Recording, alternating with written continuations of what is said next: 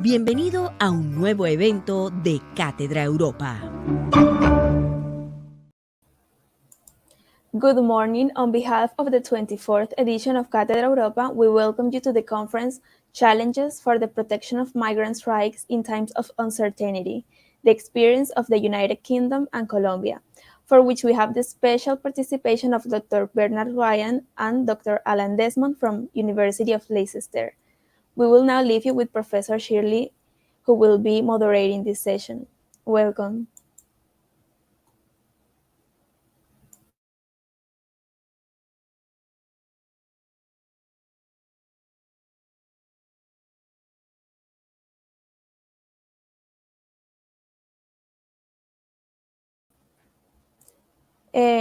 Professor, you are on mute. We cannot hear you.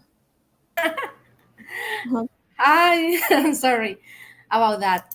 Okay, good morning, everyone in the audience. Good afternoon to our guests. Welcome to this event about the challenges in the protection of migrant rights in times of uncertainty. My name is Shirley Yain. I am an assistant professor of international law at Universidad del and currently a PhD student in the School of Law at the University of Leicester. Today we have with us Professor Bernard Ryan and Professor Alan Desmond. Thank you very much for being here today and share with us your experience about the challenges in the protection of migrant rights from the experience of the United Kingdom. Bernard Ryan is a professor of migration law at the University of Leicester. He is a graduate of University College Dublin and the European University Institute, and was previously professor of law at the University of Kent.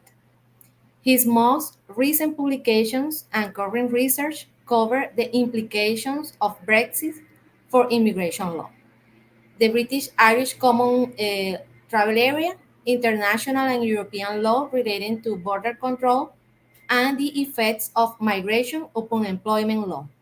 He is the co-chair in the Migration and Law Network, which promotes the study of migration law in British universities. He will be speaking about the consequences of Brexit for immigration law and policy in the United Kingdom. We also have Alan Desmond, who is a lecturer in law at the University of Leicester and a member of the university's Migration, Mobility, and Citizenship Network. Before joining Leicester Law School in September 2016, he worked at third-level institutions in Ireland, Italy, and Poland. He is editor of Shining New Light on the UN Migrant Workers Convention and a special issue of the International Journal of Law in Context on the Global Compact for Migration. His work has appeared in journals including the European Journal of Migration and Law, Human Rights Law Review, and the European Journal of International Law. He has been a visiting researcher at the Center for Migration Research at Warsaw University in Poland, Yazar University in Turkey, and Harvard Law School and UCLA School of Law in the US. He is deputy editor of the Journal of Immigration, Asylum, and Nationality Law. Before entering legal academia, Alan worked as a freelance print and broadcast journalist in Poland and wrote a number of award-winning Irish language books. He will be speaking about rethinking the UK's approach to irregular migration in light of Brexit and COVID-19. Thank you very much for being here, and I will be giving the floor to Professor Bernard.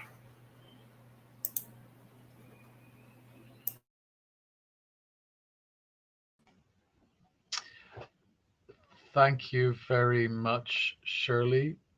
It's a pleasure to be there and here at the same time. Thank you very much for the invitation to speak. I will try to be as accessible as possible in what I have to say.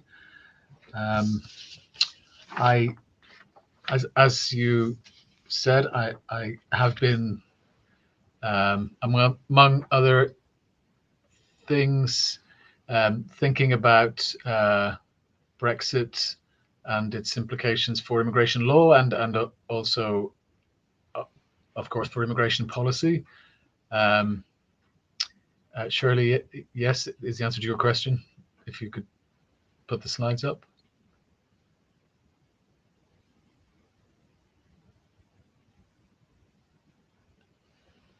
I will keep talking anyway.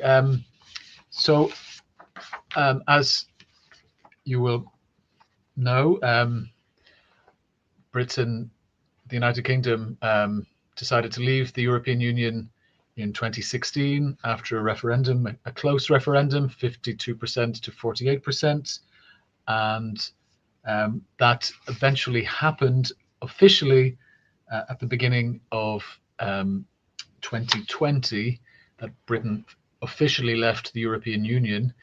Now, a significant reason for that vote was public opposition to immigration, and specifically European immigration in the United Kingdom. And it's not surprising that therefore the United Kingdom then opted out or decided to stay out of the rules relating to the free movement of people around the European Union and some other states. In other words, Britain left the free movement of persons regime. That was a key element in the Brexit decisions that were taken. Now, those rules continued to apply to the United Kingdom and also to the benefit of British citizens in other states until the end of 2020. There was a transitional period. So we're really talking about when we're talking about afterwards, we're talking about the period from the 1st of January this year. Now, what I want to talk about is really two things. I want to talk about the provision that has been made for people who were resident in the United Kingdom relying on those rights before the end of the transition period, in other words, by the end of last year. And I also will say something about immigration policy and the way in which that has been affected by the removal of new workers from European countries. That's something we're starting to see now, the many effects, the many consequences of taking that source of labour supply away from the United Kingdom. So looking at the provision for people who are in the United Kingdom already, that was initially done as part of the first agreement between the European Union and the United Kingdom to do with Brexit, the so-called withdrawal agreement. And it maintains a distinction drawn within EU law between people who have been resident for up to 5 years, they have one status, and people resident for more than 5 years have another status. So the first group have an ordinary right of residence, a limited right of residence, and the second group have a right of permanent residence. And that is a distinction in EU free movement law and continued in the withdrawal agreement for those who are resident before the cutoff date. Now, in the United Kingdom, that scheme, here we go. Sorry, I hope you can see the slides. You need to go to slide 4, please.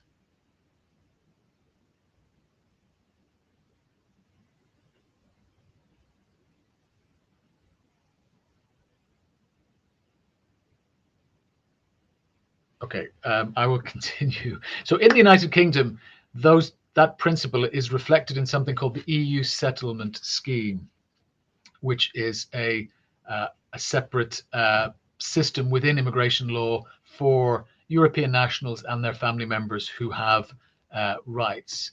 And you can see a summary of it there. So those who get the first lower status, that is called pre-settled. in the language. And then those who get permanent residence, it's called settled status, and that's after 5 years continuous residence. Now, and interestingly, the United Kingdom's system is broader than its obligations because they just look at the period of residence and they don't ask the question, what was the person doing from a legal point of view in that period? Under EU law, they would need to qualify through working or having sufficient resources or being a family member. But that is no longer the question. The only question the United Kingdom is asking is about continuity of residence. How long has the person been in the UK? The next slide, please. Are you able to make it bigger using the display button? Never mind. Thank you. I just wanted to say something about the size of this scheme. So if you look at the numbers I've given you there, since this system started, which is in 2019, in about 2.5 years, some 5 million grants of status have taken place. 2.4 million of the lower status and 3 million of settled status. And that's rather a lot of people in the immigration system, many times more than the numbers coming through by other routes. And I should say as well that there's also a deadline, an important deadline, which for applications, which was the 30th of June this year, 30th of June 2021, although it is possible to apply late. And there's also the possibility of people applying into the future for several reasons. And the way this works is, and on the right hand side of that slide you'll see, it's a totally online scheme. The application is online from almost everyone, and then for anyone who's a European national, the status is online only. You cannot there is no document to prove status. Instead, an online form of proof is used, and it turns on having a share code, a code to show whoever needs to know that the person has the status. So go to the next slides, please. So I just wanted to mention this scheme. I suppose it's very significant that there is such an extensive scheme has been put in place. I wanted just to talk about two of the issues that have been left by the scheme as it has been put in place. It is seen as in overall terms, as very successful. You can see the number of people that have been processed and obtained a status so far, but there are some issues. And one of those is really about late applications. And so this is particularly after the 30th of June that has passed. There are two possibilities here. One is that somebody who is eligible on that date did not apply in time. Well, it is possible to apply late. The withdrawal agreement allows it, and the Home Office allows it too. So in a sense, people are broadly provided for, but there will be issues into the future because there are some people for whom there is a deadline later. One reason is people can upgrade from the low status to the higher, and so their deadline is when the initial status expires, and they may not know that. People who arrive later as family members, and there is provision for that, they have 3 months only to apply, and they may not know that. And then perhaps the most peculiar of all, children born in the United Kingdom to European parents. If the parent has pre-settled status, there's only 3 months to register the child under the scheme.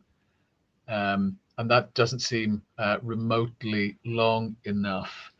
And So for various reasons, people may apply too late.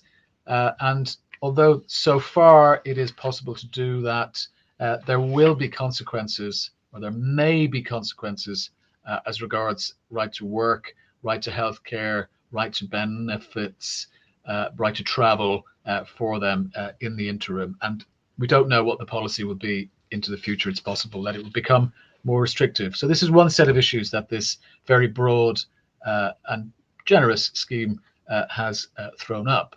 Now, if I go to the next slide, please.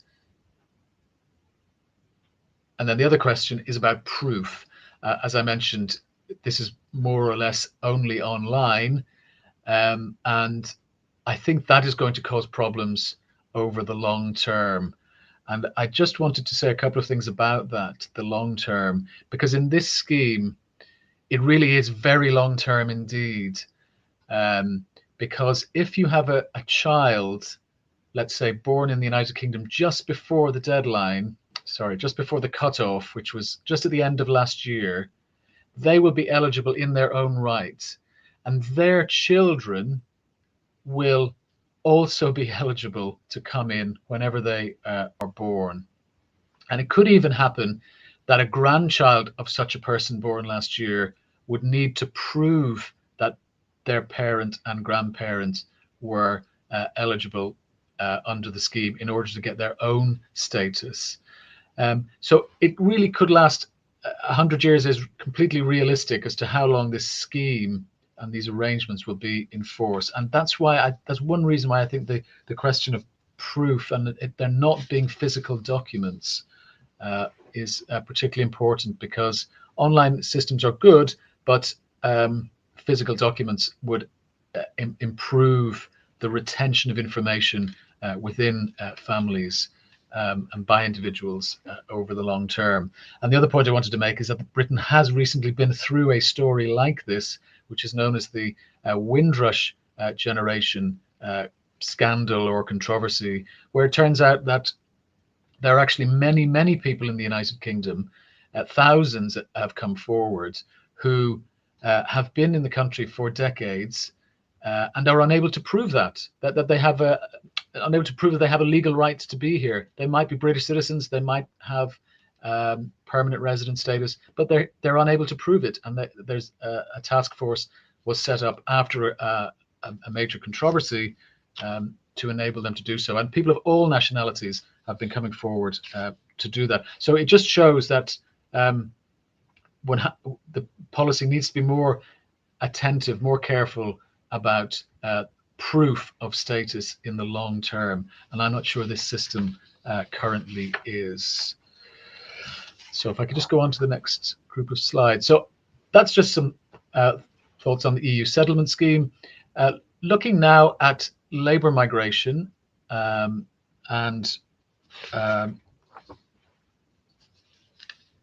what's going to happen in the future. I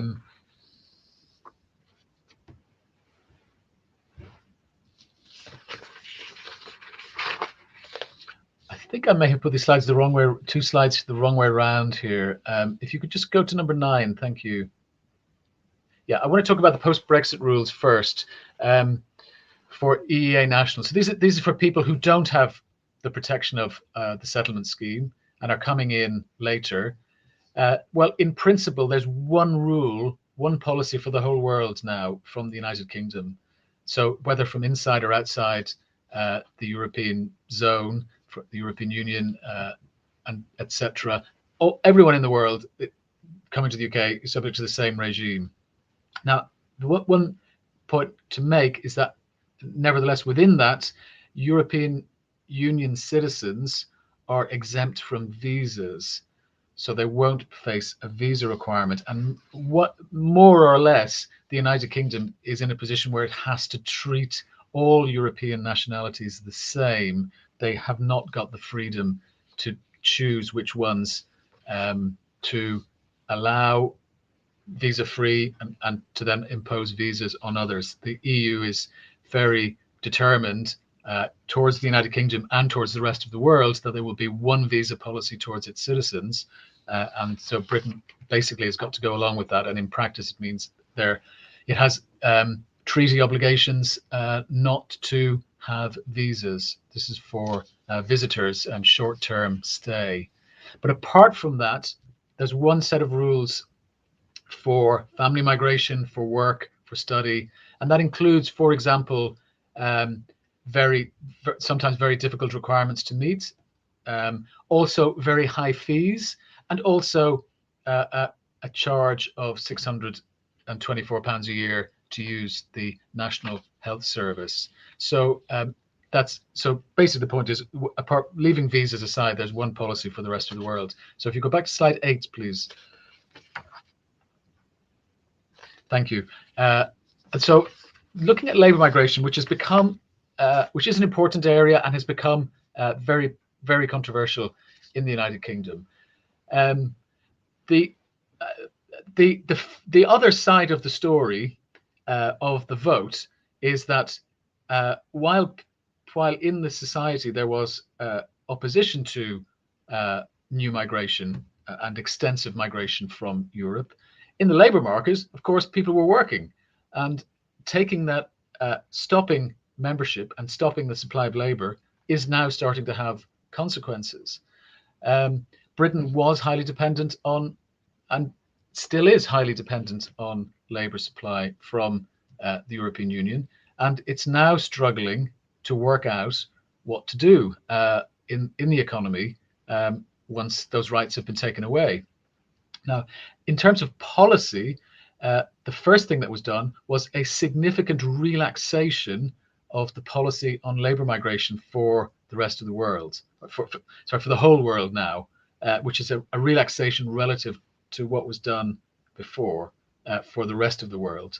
And so, for example, the skill level for a skilled worker permission was reduced from a degree level, this was for non-Europeans, to A level, which is the end of secondary school, and that's now for everyone. So it's a significant step down in the minimum skill level. There had been a quota cap on the number of people coming in.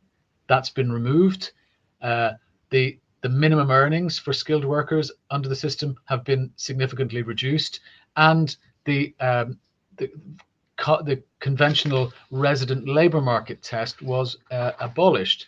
Now it's enough for an employer to state that, an employer with a license to state that they need the worker and that the conditions are being met. We go to slide 10, please. So the government had already decided to relax the policy, preparing for Brexit, recognizing the difficulties that were likely ahead. But things have gotten even worse. And in the past month or so, Britain has more or less been going through a labour supply crisis linked to Brexit, and that has come out in sort of emergency measures to relax entry restrictions so that workers in particular categories can come in at least on a temporary basis. Now, this had already been done for agriculture as a whole.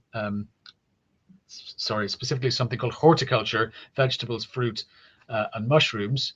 But more recently, emergency measures have been introduced for butchers and also for drivers, because Britain was suffering what's called a supply chain crisis, that there weren't enough people to drive things around from other countries and within the UK. And also suddenly there are, especially in preparations for Christmas, there aren't enough butchers of animals and poultry in farm and similar settings.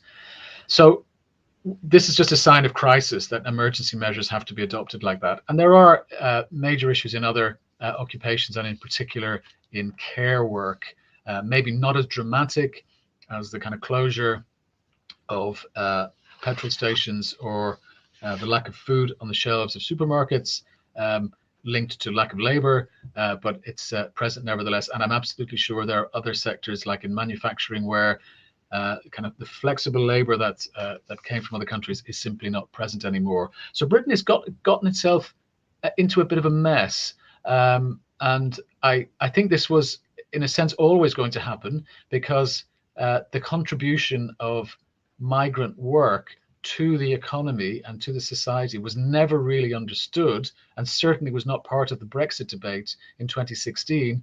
And now the consequences are upon us, and we have this crazy sort of emergency measures being taken in the labour market rather than a kind of well-functioning system. Let's go to the last slide, please. So just in conclusion, my question to Brexit enthusiasts, if I ever come across them, not so many in universities, I have to be honest, is more or less, was it for this, or was it worth it? There are certainly many problems being stored up in the long term for European nationals, but much more importantly, in the labour market, there's just a sense of crisis and just a lack of supply. We've gone from an open labour market that worked pretty well to bureaucracy and crisis management. And I think the slogan of taking back control, which the Brexiteers have adopted, has proven to be rather illusory. Labour migration has a logic of its own, and I think Britain is going to keep finding that out. And I suspect in the end, Britain will be forced to rejoin something, the single market. And if it doesn't, it may find that at least one part of its territory, that is Scotland, may do it on its own. So thank you very much for listening. I hope that was accessible to you. Thank you.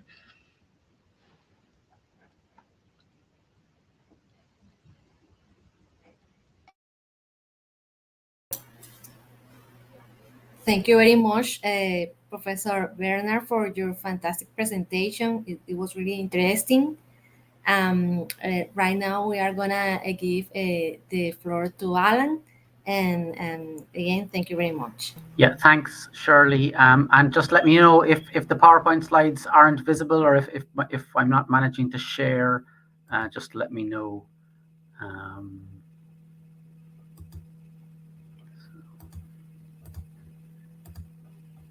Okay, so thanks, Shirley, for this invitation, and thanks to everyone who's here today. So what I want to look at today is the UK's approach to irregular migration and how that approach might change, or should change, or could change as a result of recent important developments like the COVID-19 pandemic and the withdrawal of the UK from the EU. So just to start off with some very kind of basic clarifications. So what are we talking about when we talk about irregular migration? So basically, we're talking about migration that is taking place outside of the law. It's often referred to as undocumented migration or illegal migration. Most irregular migrants come to be irregular because they enter, first of all, legally on a tourist visa or a student visa or a work permit, but then subsequently they overstay the date of validity of those visas, and so they stay illegally. That's how most irregular migrants come into a country. Sometimes you do also have people who simply illegally cross a border and enter illegally. So in terms of the numbers of irregular migrants, it's very difficult to say with any real kind of precision what numbers we're dealing with, because obviously if you're irregular, if you're illegally present in a state, you're not going to be putting your hand up, drawing attention to yourself, saying, I'm an irregular migrant, here I am. So best estimates, most recent estimates in the UK put the irregular migrant population at up to 745,000. So 750,000. In the EU, in the European Union, it's up to 5 million. In the USA, for example, 10.5 million. So on a global scale, we're dealing with tens of millions of individuals who are unlawfully present in the state that they're living in. So why is the presence of irregular migrants a problem? Well, first and foremost, from the perspective of an individual migrant, irregular status is a problem because if you're unlawfully present, you are always liable to deportation or expulsion or removal. You're always liable to be detained and expelled from the country. So this risk of deportation means that irregular migrants are particularly vulnerable to abuse and exploitation. So if an irregular migrant is not being paid or is being underpaid or otherwise abused or exploited in the workplace, he or she will not go to the authorities to report these problems because contact with the authorities may lead to expulsion. Similarly, if an undocumented migrant is a victim of a crime or witnesses a crime, they may be reluctant to report that to the police because, again, they don't want to come into contact with the authorities because of fear that that will lead to expulsion.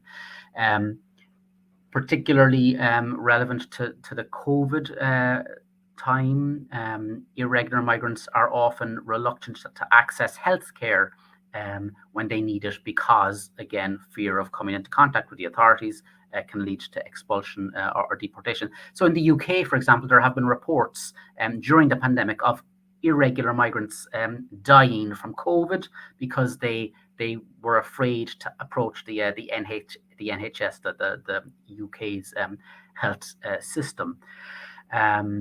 So very significant problems from the perspective of migrants when they are in an irregular situation. Obviously, also problems for wider society.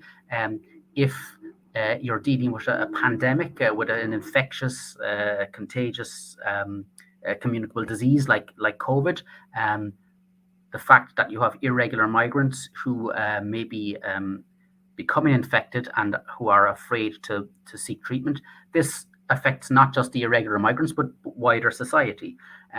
So irregular migration is not only a problem for the irregular migrants themselves, but also for the host state.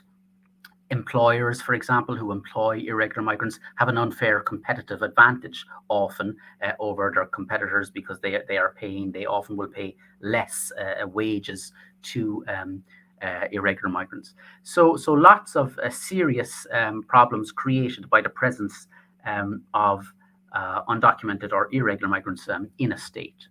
So what is the response to irregular migration? What generally has been the response to the presence of irregular migrants in states? Well, in the Western world, in the EU, in Europe, in the UK, in the USA, etc., the response to irregular migration has been to try and make it more difficult to enter. So the efforts have been made over the last 20, 30 and more years to tighten borders, to make it more difficult to enter a country. Countries like the UK, the USA have adopted what is called in the UK a hostile environment, whereby they try to make life very difficult for irregular migrants. They may try to make it difficult, for example, for them to rent accommodation, to access services. So they hope that by creating this hostile environment, that will encourage irregular migrants to just leave, which hasn't happened yet. And another very kind of central feature of the response to irregular migration in the Western world over the last 20, 30 years is a focus on expulsion or deportation of irregular migrants. So the UK, the EU, the USA, there's a really big focus, a strong focus on expelling irregular migrants. And the UK very recently kind of reiterated its commitment to this approach in a policy document, an important policy document called the New Plan for Immigration, which was released in March earlier this year, where the UK government talked about the need to pass more laws to ensure that people who are illegally in the UK are swiftly removed from the UK. So very much a kind of a fixation on expulsion or deportation as a response to irregular migration. There is, however, an alternative response to irregular migration, which is what I want to talk about, and that's regularization. So regularization, in a nutshell, is any state procedure whereby an unlawfully present migrant, whereby an irregular migrant is given a legal status in the host state. Usually some criteria have to be satisfied, and one of those criteria is that immigrants have to have been residing for a minimum period of time for example, 2 years or 5 years or 7 years before they can become regularized and have a lawful status. So there is generally a very dim view, a very negative view taken towards regularization by governments, by states in the West, in the UK and the USA and Europe. States argue that regularization would encourage further irregular migration. Governments argue, well, if we give a legal status to the irregular migrants who are here now, that will only encourage further irregular migration into the country by people who want to come and get regularized. That's the argument. There is no evidence, no convincing evidence for that argument yet. But it's an argument which, despite the lack of evidence for it, is regularly rehearsed, recited by governments around the world. And despite the fact that states take quite a negative approach to the issue and the idea of regularization, it has in practice occurred quite frequently over the last 30 years in states around the world. So by proposing regularization as a response to the presence of irregular migrants, I'm not suggesting something that, is completely new or completely untried or that hasn't been done before. It has been done before. So why regularization instead of expulsion? So first of all, regularization would sharply reduce the risk of exploitation and abuse that I just mentioned earlier that attaches to irregular migration status. So if a lawful status is given to an irregular migrant and an irregular migrant has the right to be in the state, he or she will no longer be afraid to approach the authorities if he or she is being unpaid, underpaid, or otherwise abused or exploited at work. He or she will be more confident in accessing health services and other services to which they are entitled. So that is of benefit not only to the individual migrants, but also to wider society in terms of, for example, the health of society in times of a pandemic, for example. And a really important consideration as well when talking about regularization is the reality. We have to acknowledge the reality that despite the fact that states are focused and fixated on expulsion as a response to irregular migration, this is not successful. It's not succeeding. This effort, this attempt, this focus on expulsion as the main policy response to irregular migration, it's not successful. It's not succeeding. Less than 40% of irregular migrants who are issued with expulsion orders are removed from the UK or from EU states. So there are in practice very, very many difficulties to successfully removing migrants. Lots of obstacles, lots of logistical and practical obstacles to removing, to expelling migrants. So this fixation, this focus on expulsion is not succeeding, and there's no indication that it's going to succeed in the future. So we need to acknowledge expulsion the focus on expulsion is not yielding results. Therefore, we need to consider other options for dealing with the presence of irregular migrants. Now, when it comes to obligations on states to regularize, in international human rights law, a lot of people argue that states are obliged to grant a legal status to unlawfully present migrants. Generally speaking, there is no strict legal obligation on states to regularize.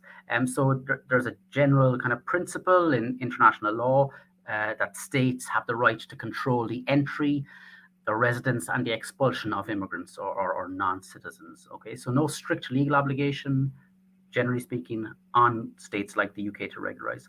But within the system of international human rights protection, IHRL is international human rights law. So within the system of international human rights law, there is widespread and increasing support for regularization.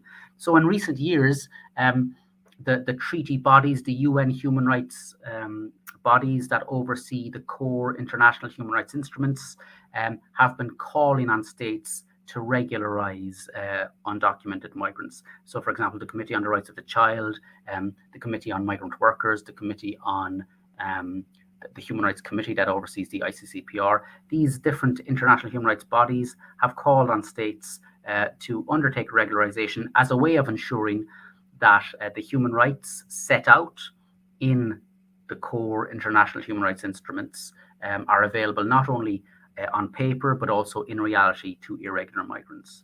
Okay, so within the system of international human rights law, these core instruments confer human rights on irregular migrants. But in practice, irregular migrants cannot access or enjoy these rights because of this risk, because their irregular status puts them at risk of deportation. So they are afraid to seek the enforcement of their rights. So these international human rights bodies and organs and organizations have called for regularization as a way of ensuring that irregular migrants can actually enjoy in practice the human rights that they enjoy on paper. Okay.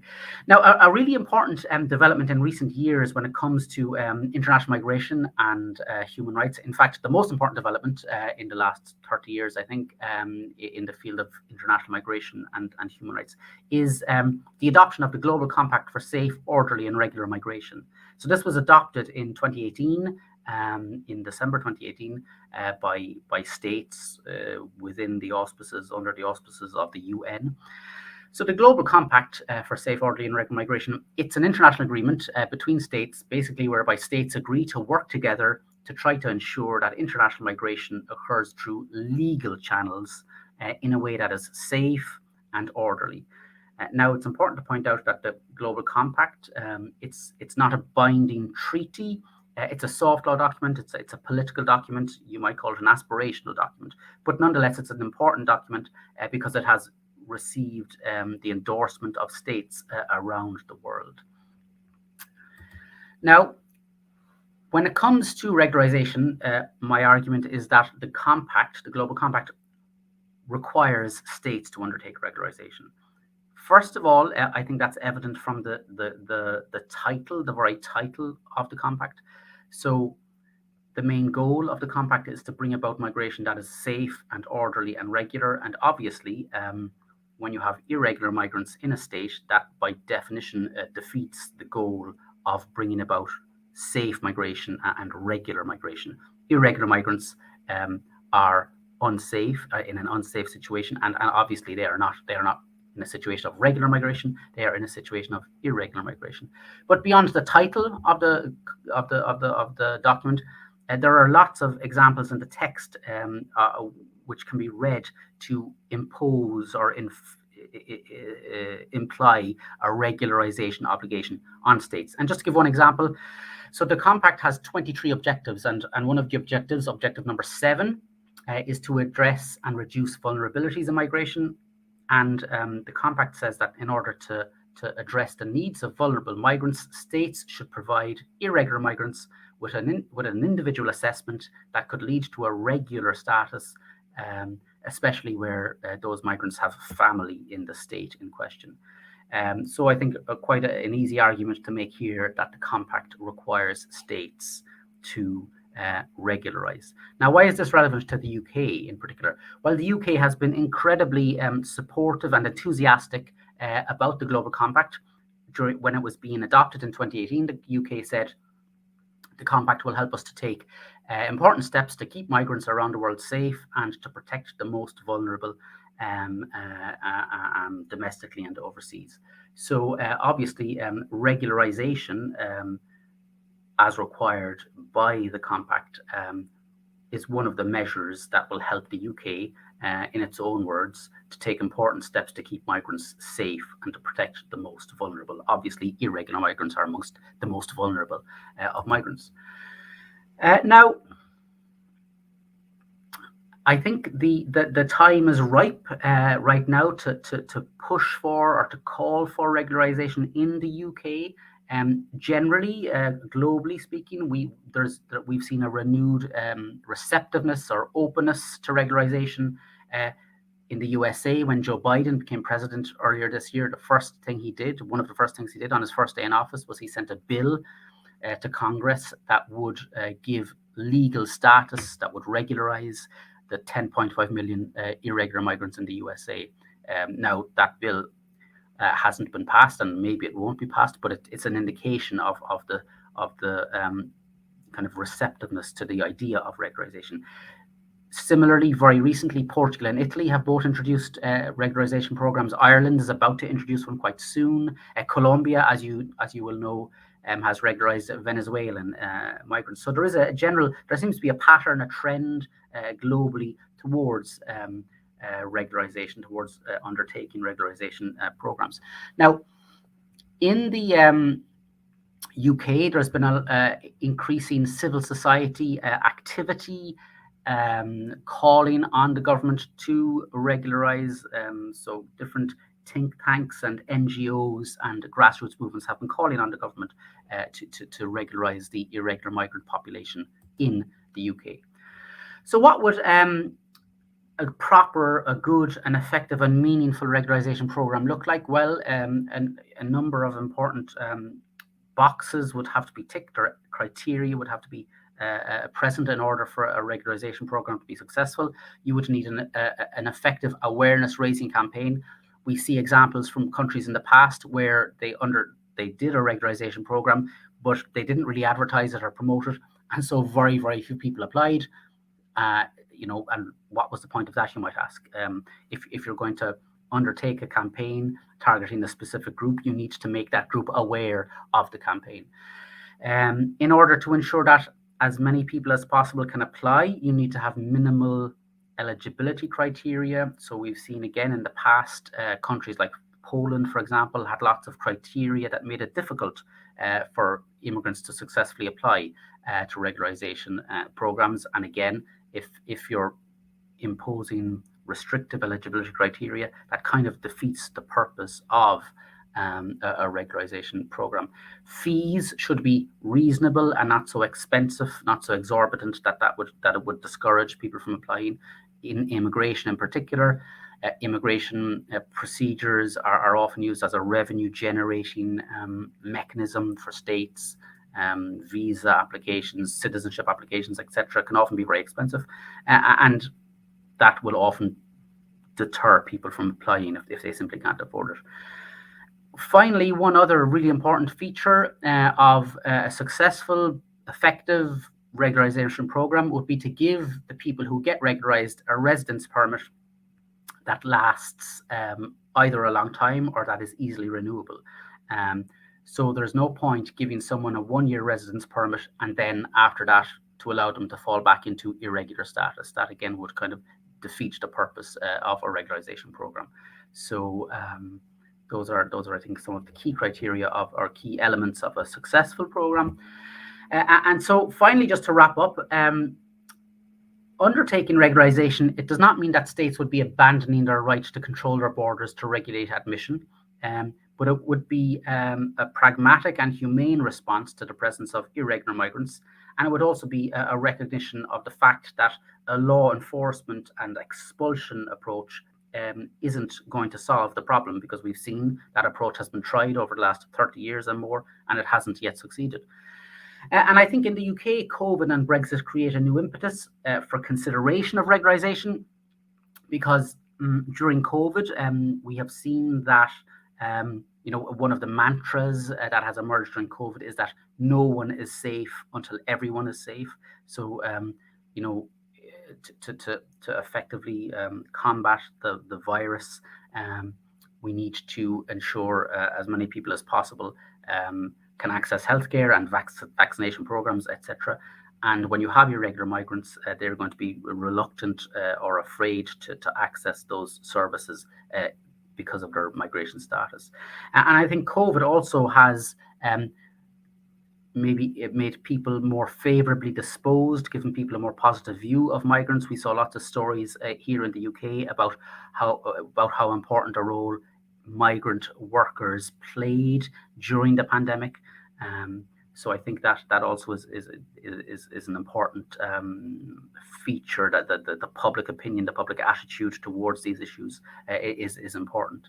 And Brexit, you may have gathered from Bernard's talk that Brexit is going to lead to an increase, most likely, in the size of the irregular migrant population in the UK, because now EU citizens will more easily, they no longer have the automatic right of entry and work in the UK, so they are more likely to become to become irregular migrants if they come here without permission or stay without permission. Similarly, many of the people who didn't apply, the people who had lived in the UK and who didn't apply to the EU settlement scheme, may also find themselves in some kind of irregular status. So I think lots of compelling reasons for the UK to undertake regularization in response to the presence of irregular migrants. Okay, I hope that was all clear. Thank you very much. Thank you very much, Alan, for that fantastic presentation. It was really great to hear you talking about this very important topic. Because, as you say, Colombia is experience something like that, and the road the government pave is a road of regularization. Let's see what happens in the future with that. Okay, well, it's time for questions. And we have a question from the audience. The question is, are temporary works a real protection for migrants? So if your Professor Bernard wants to answer that question. Sorry, what is the question? Is temporary? Temporary works, or I think it's temporary permits for working, or temporary works permits, a real protection for migrants? I think Bernard is best. No, of course not. Temporary visas are not aimed at protecting workers. They give some opportunity, of course, to them, but the interest is much more on the side of employers and of the government to have them. I mean, I think we can see that pretty clearly in what's happening now. When I said at the end, was it for this? Is this what you all wanted? It's basically a transition from people with full rights to work, to leave work, to come and go, to people with very narrow status. And of course, that is not protecting the workers. No way does it do that. But that is what we have. Thank you, Professor Bernard, for your answer. I think it is true.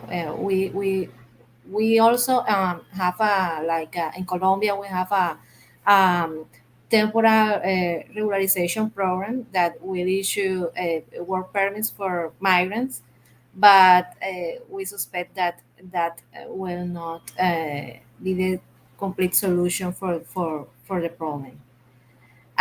There is another question in the audience. Well, the question is, I'm going to translate this. The immigrants suffer labor exploitation because of working conditions, and it's complex also to have access to the health system.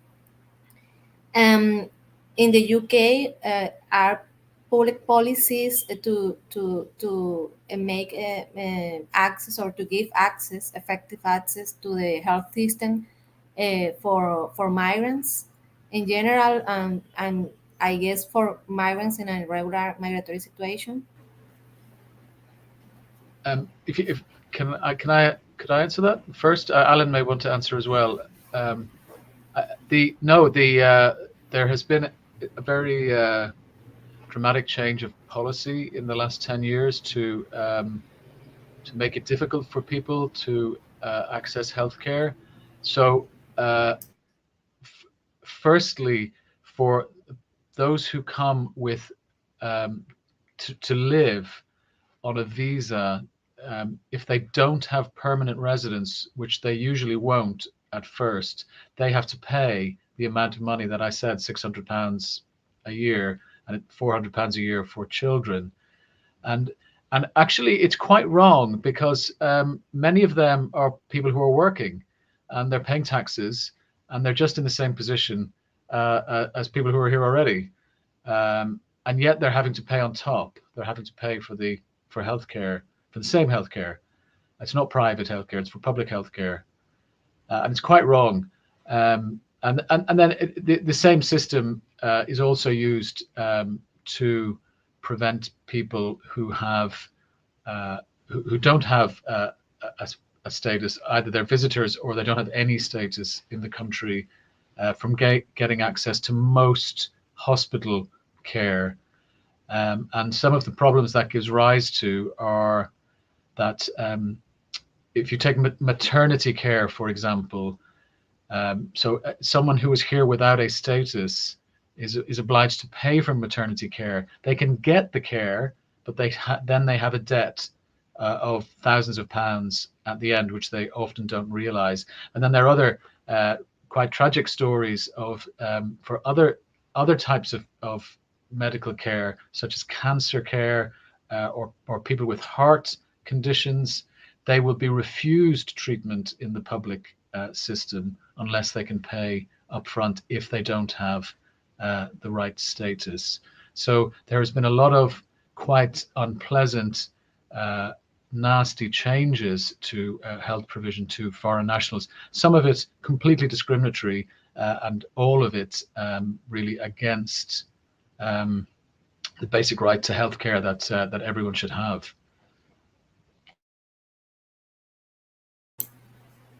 Alan, do you want to say something about that question also? You are mute. Yeah, just to mention briefly. So, like in response to the pandemic in 2020, like around Europe, a lot of countries around Europe allowed all people, including undocumented or irregular migrants, allowed them access to emergency healthcare services on an equal footing with citizens. But that doesn't make much of a difference often, because irregular migrants, even if they are entitled sometimes to access certain services, again, the fear of coming into contact with authorities and that then leading to some kind of a deportation process, that will prevent them from trying to access services to which they are entitled, even if they are entitled in a specific country to that service. This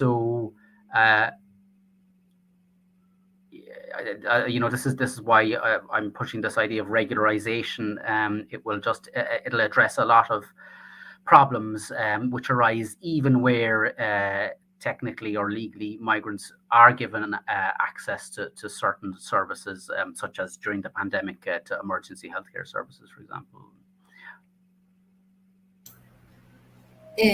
Yes, I think I was thinking in comparing that what you both said with Colombia, and we also saw that during the pandemic and even before the pandemic, access to medical health is really difficult for migrants, especially if they are in a regular migratory situation, because although Colombia uh, give some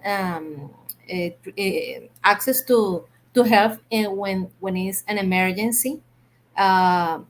In practice, the access in the hospitals are very difficult. So if they don't file a public action they won't have access to medical care.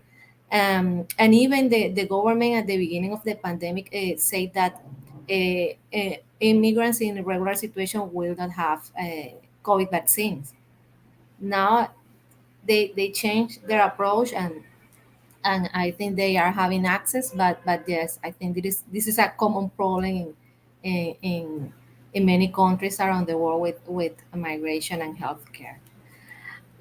There is another question that I think is interesting, and it's the question of the public opinion, because in the UK, the public opinion was like a big piece, or played a big role in the Brexit.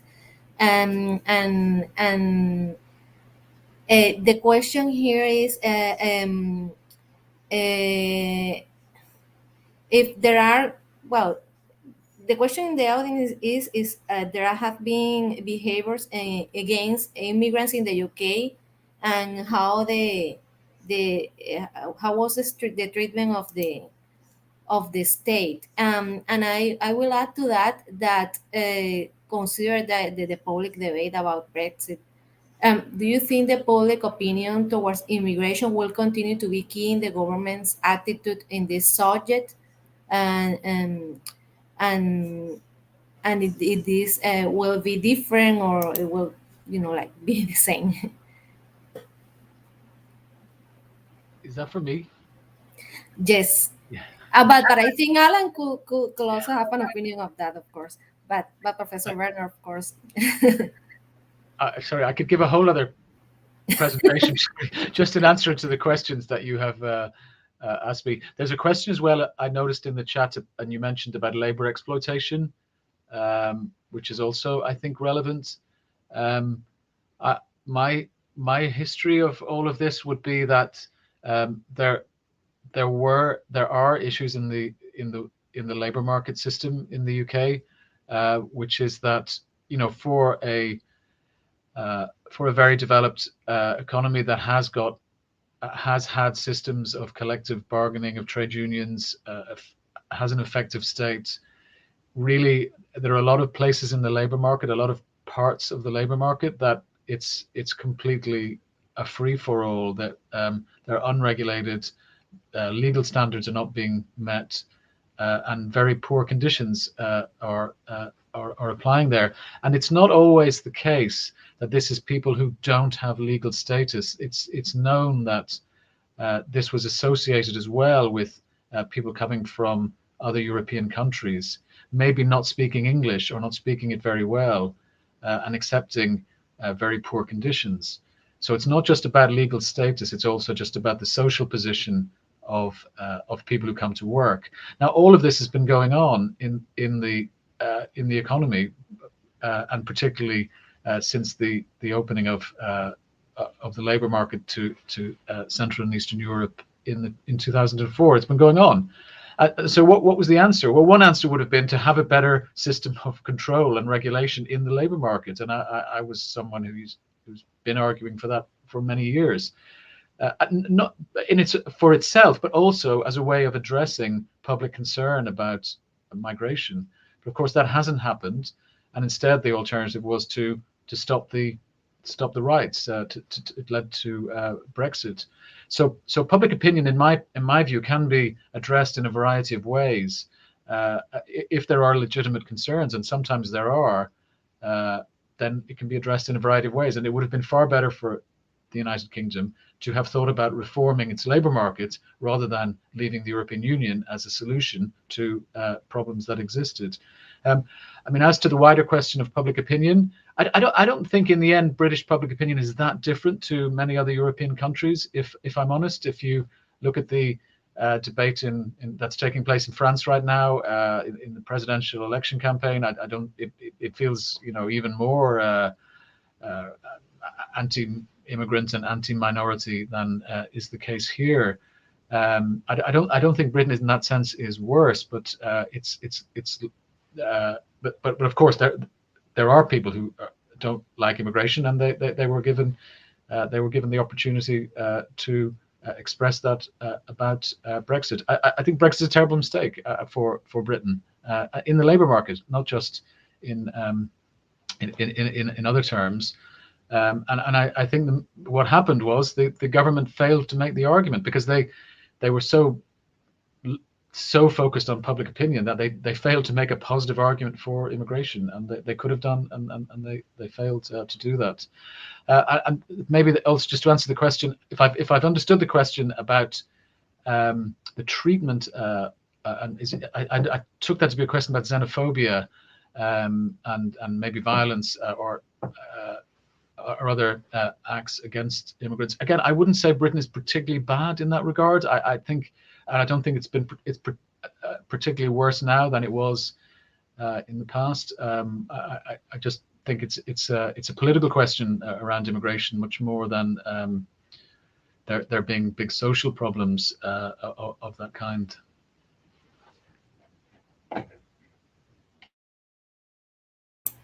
Thank you. Alan? Yeah, like when it comes to public opinion and about immigration, like so since the migration crisis in 2015, 2016, there's been an increase in anti-immigrant rhetoric in public discourse, and more of the mainstream political parties are adopting kind of anti-immigrant positions, like you can see with Macron in France at the moment, for example. And so migrants really, as with the Brexit campaign, migrants are being scapegoated for political ends. So, it's like because migrants can't vote, politicians don't need to be too concerned about what they think, whereas they can be used, the issue of migration and migrants can be used by politicians to actually win more votes by tapping into unfounded fears that the voting public has. So it's so public opinion can be easily manipulated in an anti-immigrant direction, and that has happened in the UK. We've seen clearly, but I think during the pandemic, as a result of the pandemic, whether or not it was a temporary thing, there was definitely a bit of a change and a more appreciative attitude of or opinion of migrants generally during the pandemic. Whether that will remain, I don't know. Perfect. Thank you very much. Yeah. Could you just explain the last question to me? What is that? What is 634? Yes, it's a question about the how are or what is the protection offered for children born in the UK to irregular migrant parents?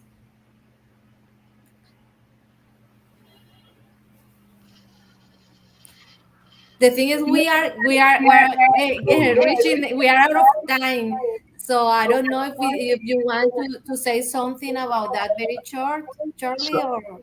I think if the question is about schools, then there isn't any restriction on schools. In fact, that is an international law principle that schooling should not be restricted. But when it comes to higher education, yes, definitely people without status are they're effectively excluded from home fees and from any public support when they study. Yeah.